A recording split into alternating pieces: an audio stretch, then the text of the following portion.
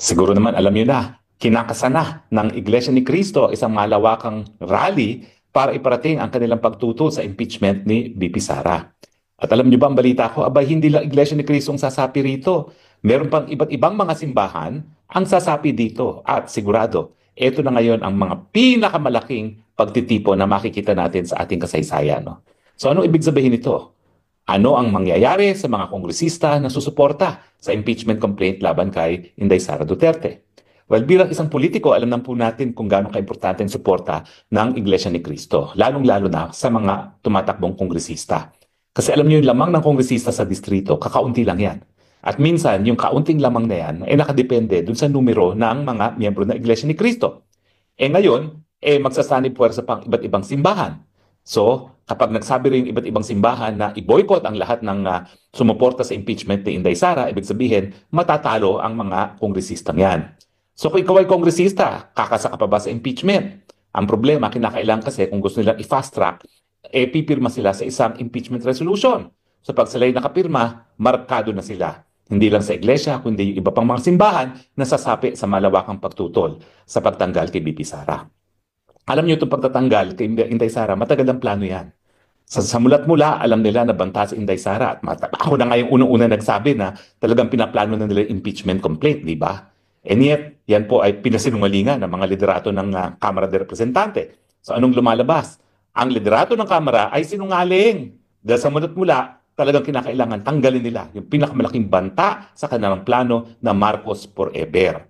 At hindi lang yan kanilang plano. No? Pag natanggal na si VP Sara, at wala na talagang banta para maging presidente, isusulong po nila ang charter change. Bakit? Kasi baka maya-maya, meron na namang ibang malakas na kandidato para masigurado na si Tambaluslos ay maging pinuno ng ating gobyerno matapos ang Marcos Jr. So yan po ang kanilang playbook. Kaya lang, nasira ang playbook nila dahil hindi nila akalain na Iglesia ni Cristo, na dati-rati naman talaga ay suporta ng mga Marcos, ay magpapatawag ng malawakang rally na susuportahan si Vice President at tututulan ang pag-impeach kay VP Sara. Pero pansinin niyo po ha, ang sinasabi ng Iglesia ni Cristo, sinusuportahan nila yung panawagan ni BBM na wag i-impeach Inday Sara. Well, siyempre, ang sabi nga ng wika nga sa Ingles, they're calling the bluff of BBM. Siyempre sinasabi niya, ayaw niya ma-impeach si Inday Sara. Pero tignan niyo naman, anong ginagawa ng Kamara de Representante, anong ginagawa ng Speaker, tuloy-tuloy. Naniniwala ba kayo na ang presidential insan na Speaker of the House ay susuway sa kagustuhan ng presidente? Kabahagi po yan ng mas malawakang plano. At kung hindi man kasama si PBBM, sigurado dyan, yan ang plano ng Lisa Araneta Marcos at ng Romualdez at nagpapakita na kung talagang totoong ayaw ma-impeach ni presidente si VP Sara, ibig sabihin, naging inutil na ang presidente. Dahil nga ang suspetsya ng marami, wala sa tamang pag-iisip, ang nagpapatakbo ng gobyerno ay talagang itong si Lisa Araneta Marcos at si Tambaluslos Martin Romualdez. So, dalawa lang po yan. Either nag-good cop, bad cop lang sila, pero talagang plano nilang sirain ng tuluyan ang VP Sara Duterte, or talagang nawala na ng hawak sa kapangyarihan ng presidente at binabaliwala na siya ng kanyang may bahay at ng kanyang presidential insan. Ganun pa man, ayan na ang malaking hadlang. Sino ngayong mga kongresista ang isusugal ang kanilang political career para sa utos ng Tambaluslos na i-impeach si Inday Sara? Mas importante muna, magpatuloy sila sa kanilang buhay politika. At yan ay ibig sabihin, dapat manalo sila sa susunod na eleksyon.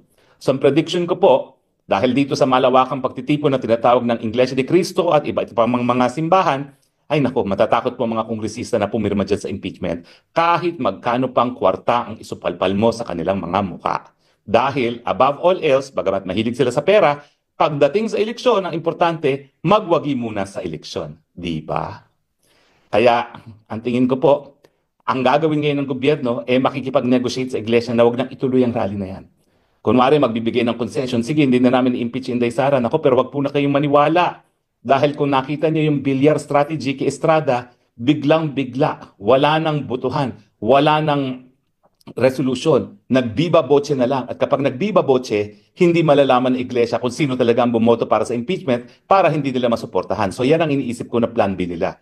Viva voce at para hindi mapagdiskatahan ng Iglesia ni Cristo ang mga susuporta sa impeachment ni Inday Sara Duterte. Pero pag ginawa naman nila yan, na viva voce, ang gagawin lang ng Iglesia, lahat ng mga nakaupo, iboboykot nila. At siguro, hindi lahat ng mga bumoto sa impeachment ay matatalo, pero karamihan ng may mga malalakas na kalaban ay matatalo. Dahil kapag sila nagdesisyon na lahat ng nagbibabotse wag nang iboto, delikado talaga yung mga may laban sa kanilang mga distrito. Ilan lang naman yung mga walang laban talaga eh. Siguro pa wala pang 1/4 yung mga walang laban sa kanilang mga distrito dahil nga sa term limits. Yung mga dating gobernador, kinakailangan magkongresista, mga dating mayor dapat magkongresista, at yung dating mga kongresista na third termers, sila naman ay magiging gobernador at magmamayor. So, mabuti na lang po, nariyan ang ating mga simbahan at nagagalak din po ako na bagamat hindi pa sumasali ang simbahang Katolika, aba itong si Sok Villegas na nanawagan na rin, no? Na dapat talaga maabra sa sobrang pamumulitika at sa sobrang korupsyon sa gobyerno ngayon. Bagamat siya po ay dilawan to the core at hindi po talaga susuporta yan kay Duterte, siguro hindi na rin niya naatim o maatim yung lantaran na korupsyon at pamumulikan na nangyayari sa ating bayan. Kaya nagsalita na rin siya. So hindi po ako magtataka kung marami rin sa ating mga Katoliko ang makikipagsanib puwersa kasama Iglesia ni Cristo at iba pang mga simbahan. Kung hindi man ang institusyon ng simbahang Katolika ay sasapi, magkakaroon din yan ng parang panawagan sa mga Katoliko na makiisa na rin.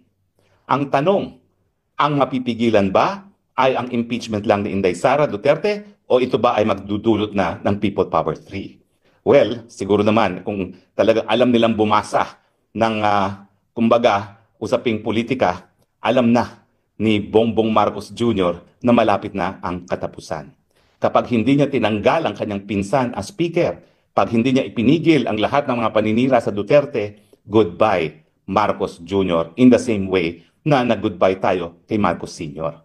Ang problema kasi sa kanila, minamaliit nila ang people power. Dahil akala nila, dahil nasa kanila lahat ng salapi at sila ngayon nagplano, di ba dapat ngayong araw nito ay magkakaroon ng napakalaking pagtitipon. Nagagastusan daw ng 1.5 billion pesos. Pero hindi natuloy dahil alam nila na kahit magkano ang gastusin nila para sa isang malawakang rally, talagang magmumukhang maliit lang yan kung ikukumpira mo sa mga gastos ng rally ng mga pinagsanib ng puwersa.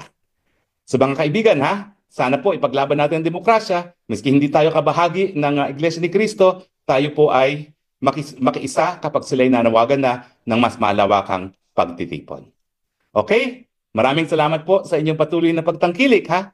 Ito po ang inyong spokesang bayan nagsasabi, I love you Philippines. You're the only country that I have. You're the only country that I love. Bye!